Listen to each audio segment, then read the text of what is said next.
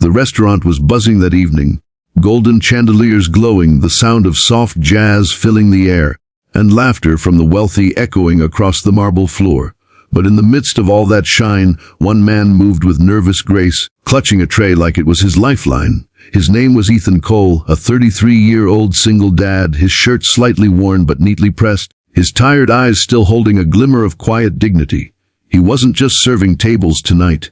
He was serving dreams, the fragile hope that maybe somehow this double shift would help him afford his daughter's school fees before the deadline tomorrow.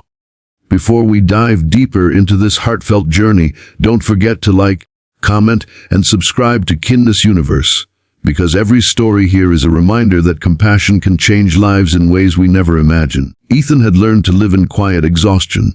Every day began before sunrise, packing lunches, tying his daughter Lily's shoelaces, and walking her to the small school a few blocks away.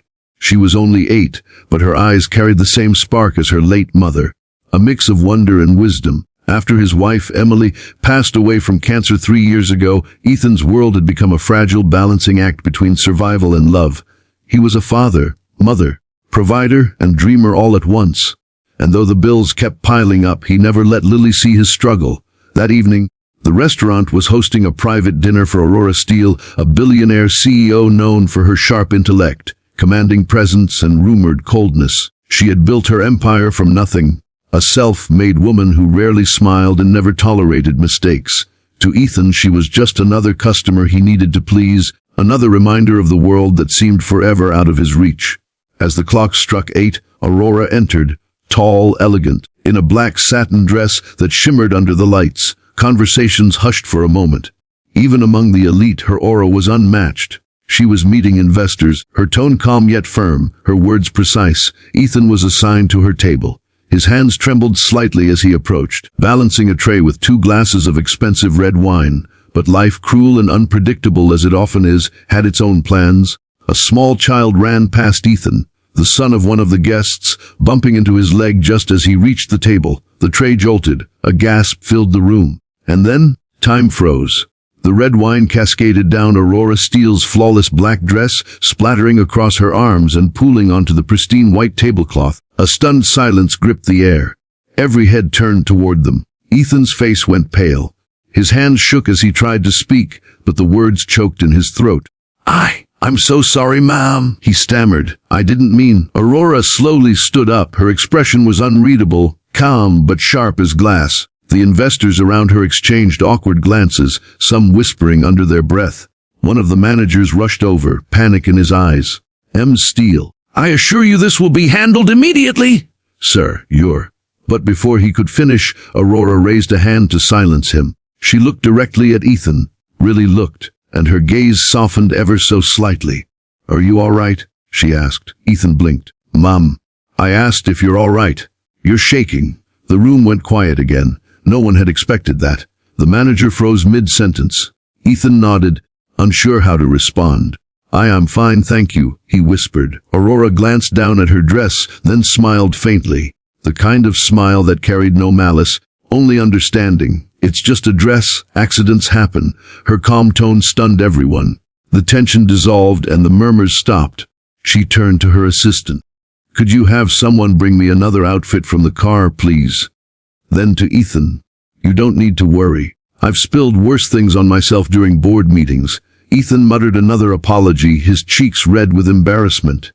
When Aurora sat back down, she noticed how flustered he remained. Something in her, a long-buried empathy, stirred. Later that night, when the guests had left and the tables were being cleared, Ethan was still there, wiping the floor near her table. Aurora returned, now dressed in a fresh outfit, holding her phone but distracted. She paused when she saw him. "You're still here?" she asked. "Yes, ma'am. I stay late to cover extra shifts." Her brows furrowed slightly. "Extra shifts," he nodded. "My daughter's school fee is due tomorrow. I'm a single dad, so trying to make it work." That one line, "I'm a single dad," changed everything. Aurora's usually guarded expression softened. She had grown up with nothing, raised by a single mother who worked double shifts cleaning offices. The memory hit her hard. She crouched down slightly so she could look him in the eye. "How old is your daughter?" 8, he said, smiling faintly. Her name's Lily. She loves drawing and telling stories. She says she wants to be an artist one day. Aurora nodded, smiling. Sounds like she got that dreamer's heart from you. Ethan chuckled quietly, surprised that this powerful woman was taking the time to talk to him. Maybe. I just want her to believe that no dream is too big. Aurora stood there for a moment, lost in thought. Then, without saying much, she reached into her clutch and handed him a business card.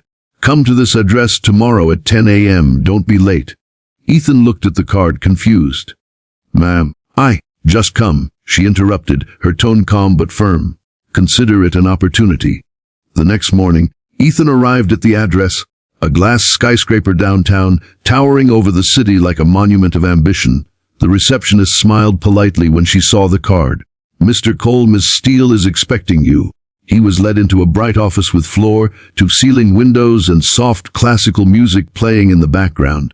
Aurora stood near the window, looking out at the city. She turned as he entered.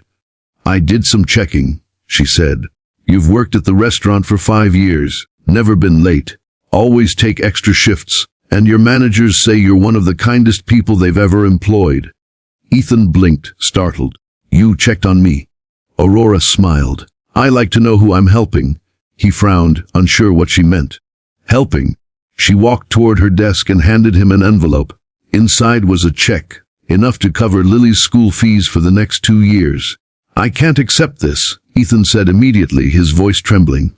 You can, she replied gently, and you will. Consider it a small investment, not in you, but in your daughter's future. Tears filled Ethan's eyes. He had spent so many nights wondering how to keep going, and now, out of nowhere, a stranger had turned his world upside down, with kindness, not pity. Before continuing, a quick reminder, if this story has touched your heart, please take a moment to like, comment, and subscribe to Kindness Universe.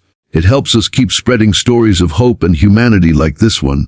Over the next few weeks, Aurora stayed in touch. She met Lily, who instantly warmed her heart with drawings of Mem's Aurora the hero lady. They spent weekends together at art museums and cafes. Slowly, something unexpected began to grow, a bond that went beyond gratitude. Aurora, who had once been known for her steel heart, found herself laughing again, and Ethan, once burdened by life's hardships, began to believe in miracles again. Months passed. Aurora quietly sponsored Lily's art education, but she never made it public. She didn't want attention, she wanted transformation, and Ethan, inspired by her kindness, started volunteering at a local shelter, paying forward the compassion he had received. One evening, as the sun dipped behind the skyline, Ethan and Aurora found themselves walking by the riverside with Lily between them, holding both their hands. Aurora looked at Ethan and said softly, "Funny, isn't it, how a spilled glass of wine changed everything?" He smiled. "Yeah, guess sometimes accidents are just miracles in disguise." And as the golden light reflected off the water, the three of them stood there. A man who refused to give up, a woman who rediscovered her heart, and a little girl whose dreams were finally free to soar. Because in the end, it wasn't the wine that spilled that